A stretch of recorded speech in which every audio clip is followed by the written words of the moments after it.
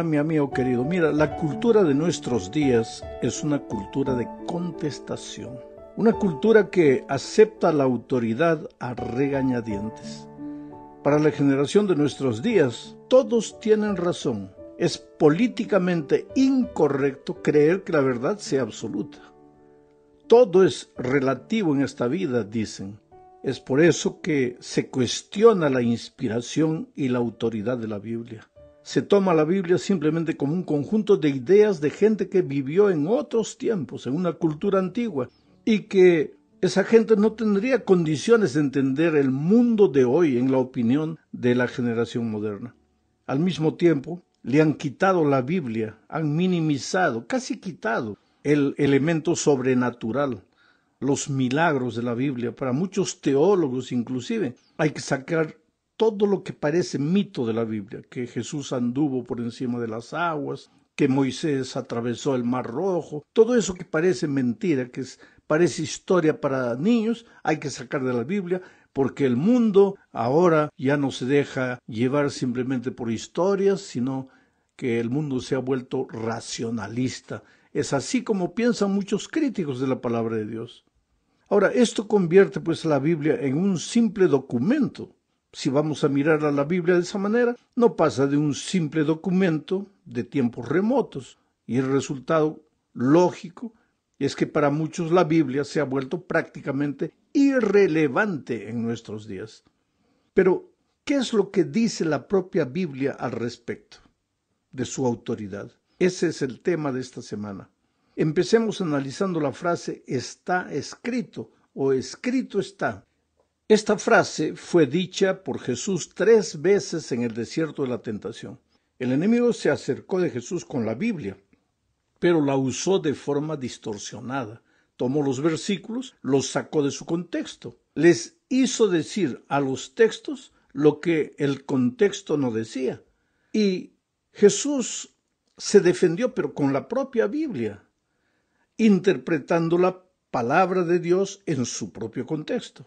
Por ejemplo, al sentirse tentado por el apetito, Jesús respondió, está escrito, no solo de pan vivirá el hombre, sino de toda palabra que sale de la boca de Dios. Jesús, delante de esta primera tentación, apuntó hacia la palabra de vida, fuente suprema de autoridad divina, y de esta manera confirmó la autoridad de la Escritura. En la segunda tentación, al verse tentado con los reinos y la gloria del mundo, Jesús respondió, escrito está, al Señor tu Dios adorarás y a Él solo servirás. O sea, Cristo nos recordó que la verdadera adoración se centraliza en Dios y en nadie más, y que la mejor manera de adorar no es simplemente cantar, no es simplemente batir palmas, sino es obedecer a la palabra escrita de Dios. Finalmente, ante la tentación, en la tercera tentación, la tentación de la ostentación, de la presunción, Jesús respondió, escrito está, no tentarás al Señor tu Dios. O sea, en estas tres tentaciones Jesús respondió con las palabras, escrito está. Quiere decir, Jesús fue directo a la palabra de Dios. Solo la Biblia era la fuente de la autoridad para Jesús. La Biblia y solo la Biblia. Pero Él era Dios. Él podría haber cambiado algo o racionalizado en torno de algún concepto, y sin embargo nos dio el ejemplo de respetar y considerar a la Biblia como la fuente de suprema autoridad sin discusión. Ahora, esta manera de pensar pues va contra el pensamiento moderno, porque nosotros vivimos en la era del relativismo y del pluralismo. Quiere decir, todo es relativo, nada es absoluto. Y si nada es absoluto, Dios tampoco es absoluto. Su palabra tampoco es absoluta. La verdad no es absoluta. Entonces viene el pluralismo. Hay muchas maneras de pensar, hay muchas verdades. Cada uno tiene su verdad. Pero la Biblia no nos enseña de esa manera. El propio Señor Jesucristo, siendo el Dios encarnado, Él tomó la Biblia y la respetó y la utilizó para enseñarnos que la Biblia y únicamente la Biblia es nuestra fuente de enseñanza. Vamos ahora a la segunda parte. Veremos Aquí el tópico Jesús y la ley. El tema de la ley de Dios es clara en la Biblia. La ley tiene una función específica que es mostrar el pecado, pero ella no nos puede salvar del pecado. Somos salvos únicamente por la gracia maravillosa de Cristo. Pero en los días de Cristo, pues, los judíos pensaban que podían salvarse guardando los mandamientos. Quiere decir, ellos habían perdido la visión correcta de la función de la ley y habían caído en el terrible abismo del legalismo, donde tú crees que por obedecer la ley te vas a salvar. Ahora, a pesar de ese malentendido que los judíos tenían de la ley, no creas que Jesús vino al mundo para anular la ley. En Mateo 5, 17 al 19, él mismo dijo, no piensen que he venido a anular la ley o los profetas. No he venido a anularlos, sino a darles cumplimiento. Les aseguro que mientras existe el cielo y la tierra, ni una letra, ni una tilde de la ley desaparecerán hasta que todo se haya cumplido. Todo el que infrinja un solo de estos mandamientos, por pequeño que sea, y enseñe a otros a hacer lo mismo, será considerado el más pequeño en el reino de los cielos. Pero el que los practique y enseñe será considerado grande en el reino de los cielos. ¿Tú te das cuenta que Jesús no podría haber anulado la ley de Dios, lo que él mismo le había entregado a Moisés en el monte Sinaí? Por lo menos eso es lo que Pedro dice en su discurso registrado en Hechos capítulo 7, versículo 38. Él dice, este mismo Moisés estuvo en la asamblea en el desierto con el ángel que le habló en el monte Sinaí y con nuestros antepasados. Fue también él quien recibió palabras de vida para comunicárnoslas a nosotros. Pero aquí no dice que Moisés se encontró con Jesús, sino con el ángel. El ángel que le entregó los mandamientos a Moisés en el Sinaí no fue un simple ángel, porque en los versículos 31 y 32 del mismo capítulo 7 de Hechos dice, Moisés se asombró de lo que veía. Al acercarse para observar, oyó la voz del Señor. Era el ángel que hablaba, pero aquí el escritor bíblico Lucas, en Hechos, dice que él oyó la voz del Señor, que dijo, yo soy el Dios de tus antepasados, el Dios de Abraham. ¿Quién estaba hablando? El ángel. O sea, Jesús, yo soy el Dios de tus antepasados, el Dios de Abraham, de Isaac y de Jacob. Entonces Moisés se puso a temblar de miedo y no se atrevía a mirar. Y el espíritu de profecía aclara que ese ángel era Jesús. Por lo tanto, al cumplir la ley, Jesús enseñó con su ejemplo que él no había venido a anular la ley, sino a obedecerla y darnos un ejemplo a seguir. Pero entonces, ¿por qué Jesús habla de un nuevo mandamiento? Leamos Mateo 22, 35 al 40. Dice así, y uno de ellos, intérprete de la ley, uno de ellos de los que estaban ahí, era un intérprete de la ley. Había gente especializada en interpretar la ley de Moisés. Ese intérprete de la ley preguntó por tentarle. No preguntó para aprender, preguntó para tentar a Jesús, diciendo, Maestro, ¿cuál es el gran mandamiento en la ley? Jesús le dijo, amarás al Señor tu Dios con todo tu corazón, con toda tu alma y con toda tu mente. Este es el primer y grande mandamiento. Y el segundo es semejante, amarás a tu prójimo como a ti mismo. De estos dos mandamientos depende toda la ley y los profetas. Y más adelante Jesús dijo, un mandamiento nuevo os doy, que os améis los unos a los otros. Ahora, muchos cristianos han inferido erróneamente que este es un mandamiento nuevo, amar a Dios y amar al prójimo. Serían dos mandamientos nuevos. Y ellos piensan, ya que es así, entonces, de alguna manera, el Evangelio del Nuevo Testamento reemplaza a la ley del Antiguo Testamento. Pero la verdad es que Jesús solo estaba enseñando algo que ya había sido escrito en el Antiguo Testamento. Deuteronomio 6:5, por ejemplo, decía, y amarás a Jehová tu Dios de todo tu corazón y de toda tu alma y con todas tus fuerzas. Y Levítico 19:18 dice, no te vengarás ni guardarás rencor de los hijos de tu pueblo, sino amarás a tu prójimo como a ti mismo. Y dice, yo Jehová. O sea, Cristo no anuló la ley, sino que les recordó a los judíos de su tiempo que los 10 mandamientos son apenas una explicación de estos dos principios básicos. Primero, el amor a Dios y segundo, el amor al prójimo. Y es una lección que hoy día nosotros también tenemos que aprender. Bueno, vamos a la tercera parte. Viene bajo el subtítulo de Jesús y toda la Escritura. Ahora, para hablar de este punto, leamos Lucas 24, 27. Y comenzando desde Moisés y siguiendo por todos los profetas, les declaraba en todas las Escrituras lo que de él decían. Estas palabras, querido Jesús, las dijo a los 2 discípulos cuando estaban camino de Emaús, después ya de la resurrección. Jesús ya había resucitado. Sin embargo, los discípulos pensaban que todo estaba perdido, que todo había acabado, ya que Jesús había muerto. Simplemente, ¿por qué pensaban ellos así? Porque no conocían bien la Biblia. Porque si la conocieran, si conocieran el Antiguo Testamento bien, sabrían que estaba profetizada también la resurrección de Cristo. Entonces, en este contexto viene el texto. Y comenzando desde Moisés y siguiendo por todos los profetas, Jesús les declaraba en todas las Escrituras lo que de él decían. Ahora debemos destacar la expresión en todas las Escrituras. Jesús respetó la palabra de Dios. No solo la respetó y la obedeció, sino que la conocía muy bien. Por eso el enemigo en el desierto no lo pudo derrotar, porque Jesús se defendió con la misma palabra de Dios. Y por eso también ahora les explicó a los discípulos que estaban tristes todo lo que estaba sucediendo. Con esta frase Jesús les enseña a los discípulos, con su propio ejemplo, que ellos también deben enseñar toda la palabra. Pero pensemos ahora en Mateo 28, 18 al 20, la comisión evangélica.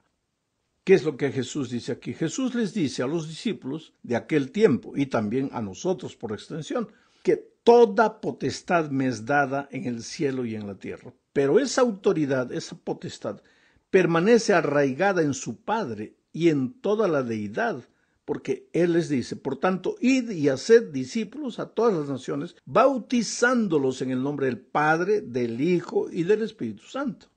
Luego viene el pasaje clave, enseñándoles que guarden todas las cosas que os he mandado. Y he aquí yo estoy con vosotros todos los días hasta el fin del mundo. Toda la Escritura, todo lo que les he ordenado, todo lo que está escrito, todo lo que han recibido de Dios.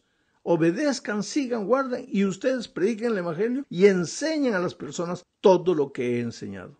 Ahora, ¿qué enseña y manda Jesús? Pues sus enseñanzas se basan en todas las Escrituras. Es por eso que la regla de nuestra fe tiene que ser la palabra y la fuente de nuestra enseñanza tiene que ser la palabra de Dios. Vamos ahora a la cuarta parte de este estudio. Veremos aquí que Jesús reconoció el Antiguo Testamento como la palabra inspirada por Dios. El término escritura o escrituras aparece varias veces en su boca para referirse a los libros comúnmente conocidos hoy como el Antiguo Testamento. En ese tiempo, en el tiempo de Cristo, era la ley y los profetas. Hoy día el Antiguo Testamento. Según los evangelios, Jesús acudía, iba, buscaba con frecuencia las sinagogas. ¿Para qué? Para adorar a Dios. Y ahí en las sinagogas pues se leía y se comentaba los textos bíblicos de las Escrituras. De ellas Jesús extraía numerosos ejemplos y enseñanzas para su predicación y para las discusiones con los escribas y fariseos. Él mencionó a Abel, a Noé, a Abraham, a Lot, a David, Salomón, Elías, Eliseo, Jonás, entre otros. Todos estos personajes fueron mencionados por Jesús. De todo esto concluimos que si Jesús, siendo el propio Dios hecho carne, siendo uno con su Padre y con el Espíritu, teniendo toda la autoridad necesaria para hablar por sí mismo, sin la autoridad de lo que estaba escrito, que era la palabra de Dios, él podría haberle hecho. Y sin embargo, él reconoció la autoridad bíblica y utilizó la Biblia como fuente de sus enseñanzas. Entonces, ¿cuánto más nosotros deberíamos seguir su ejemplo? En Lucas 4, por ejemplo, Jesús un sábado se dirige a la sinagoga en la ciudad de Capernaum, le dan las escrituras y él abre la Biblia en Isaías y lee un texto de Isaías y explica Isaías. Jesús era un predicador bíblico. Por eso los predicadores de hoy, lo primero que tenemos que hacer cuando llegamos adelante para predicar es abrir la Sagrada Escritura y sacar el mensaje. Porque la gente no va a la iglesia para oír la opinión de un ser humano. La gente quiere respuestas divinas, quiere soluciones divinas. Y nosotros, así como Jesús, tenemos que usar la palabra de Dios para llevar paz, solución, para abrir los ojos, esperanza, fuerza para vencer las tentaciones. Todo sacado de la palabra de Dios. Llegamos ahora al fin de este estudio, hablando de los apóstoles y la Biblia. Sabes, los escritores del Nuevo Testamento abordan la Biblia de la misma forma que lo hizo Jesús. En cuestiones de doctrina, ética, cumplimiento profético, el Antiguo Testamento para los apóstoles era la palabra autoritativa de Dios. No encontramos nada en ninguna parte que los apóstoles hayan hecho o hayan...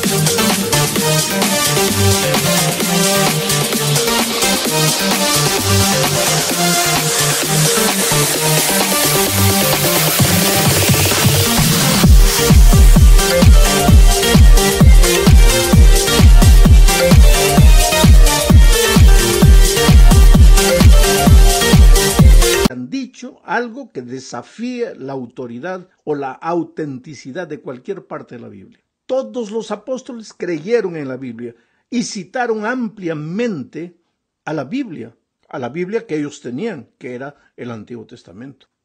Observa, por ejemplo, lo que te voy a mencionar ahora, y mira cómo los apóstoles usaron la palabra de Dios.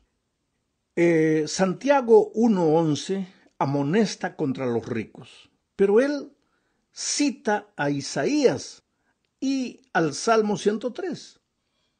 Pedro habla de un cordero sin tacha, pero él cita Éxodo 12:5.